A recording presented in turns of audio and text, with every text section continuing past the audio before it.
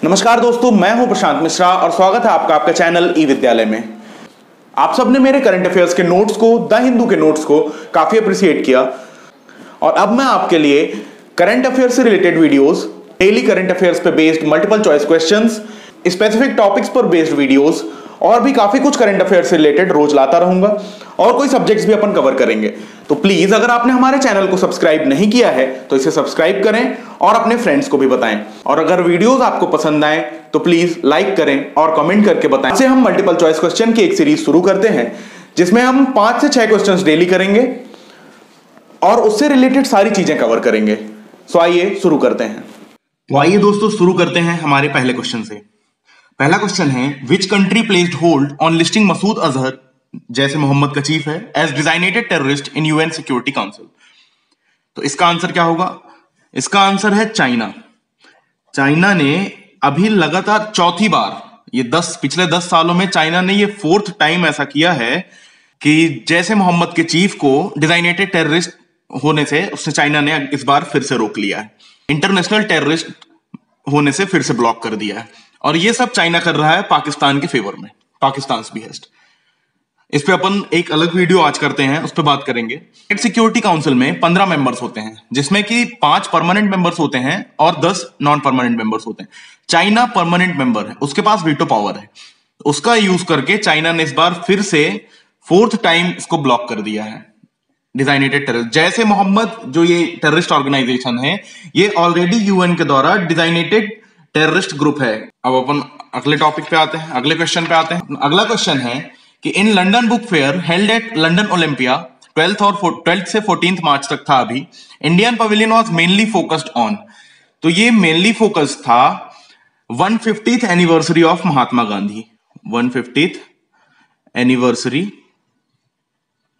Of Mahatma Gandhi. इसमें उनके द्वारा जो भी कलेक्शंस थी उनकी चीजों के डिजिटल, उसको सबको डिजिटल वर्जन में दिखाया गया है। ठीक है, डिजिटल वर्जन में सब कुछ दिखाया गया है और इसके साथ साथ बहुत सारी चीजें और भी दिखाई गई हैं, पर मेन फोकस था इस पे, 150th anniversary of Mahatma Gandhi पे। ये अभी 12th से 14th मार्च तक लंदन में हुआ है, लंदन ओलंपिया के अंतर्गत। ठीक है, और भी बहुत सारी चीजें दिखाई गई हैं, जैसे हिस्ट्री, कल्चर और भी बहुत कुछ इंडिया का, पर उसमें मेन फोकस था 150th anniversary of Mahatma Gandhi.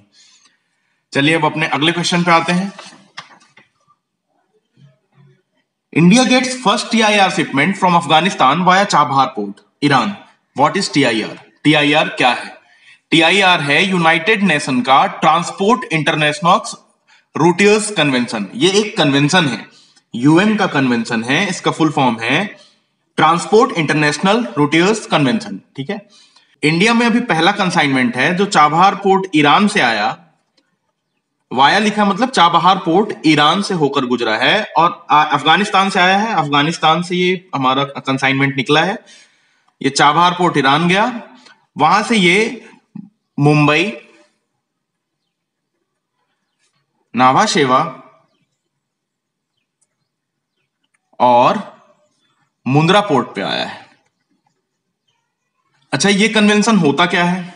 इस कन्वेंशन के तहत जो भी कोई भी गुड कहीं से चला, वो मतलब कुछ भी सामान कहीं से अगर चलता है तो वो एक बार कस्टम ऑफिशियल्स चेक करेंगे।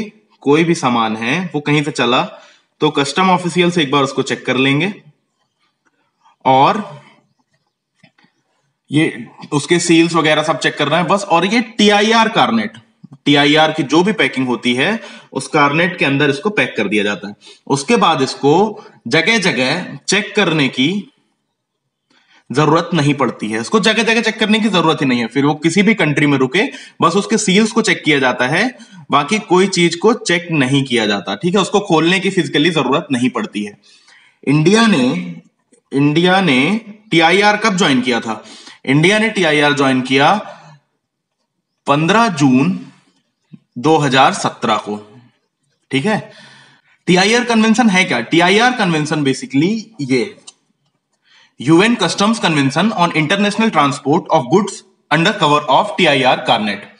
ठीक है, तो चलिए अब अगले क्वेश्चन पे आते हैं। अपना अगला क्वेश्चन है, immediate ban on operations by ministry of civil aviation is announced for which planes. ये कौन से प्लेन्स के लिए अभी अभी इमीडिएट बैन अनाउंस किया गया है? ये किया गया है बोइंग 737 मैक्स के लिए, ठीक है, मैक्स 8। इन प्लेन्स के लिए अभी इमीडिएट बैन कर दिया गया है, ठीक है, इन प्लेन्स को हमारे देश में।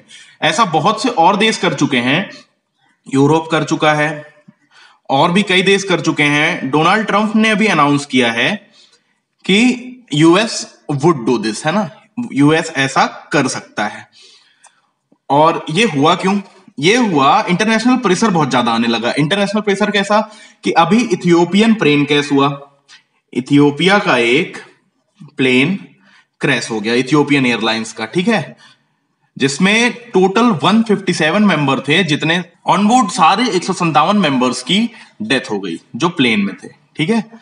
तो इसके बाद बस इसीलिए कई देशों ने इसको बैन कर दिया है, और इंडिया ने भी ये एक्शन इसीलिए लिया। इंडिया का सिविल एविएशन का रेगुलेटिंग अथॉरिटी कौन है? DGCA, directorate general of civil aviation, ठीक है। अब अगले क्वेश्चन में आते हैं, which day is celebrated as world consumer rights day? Which day is celebrated as world consumer rights day?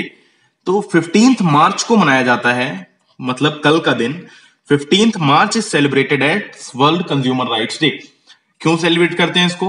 As a means of raising global awareness about consumer rights and need. Consumer rights और needs में global awareness के लिए ये काम करते हैं। Consumer rights और needs, global awareness. तो दोस्तों, अब हम डेली करंट अफेयर्स पर ऐसे ही क्विज़ेस लाते रहेंगे जो आपके एग्जाम पॉइंट ऑफ व्यू से बहुत इंपॉर्टेंट होंगे। सो प्लीज आप हमारे वीडियोस को देखें, और अगर वीडियोस पसंद आए तो लाइक करें, सब्सक्राइब करें हमारे चैनल को, और कमेंट करके हमें बताएं कि वीडियो आपको कैसा लगा।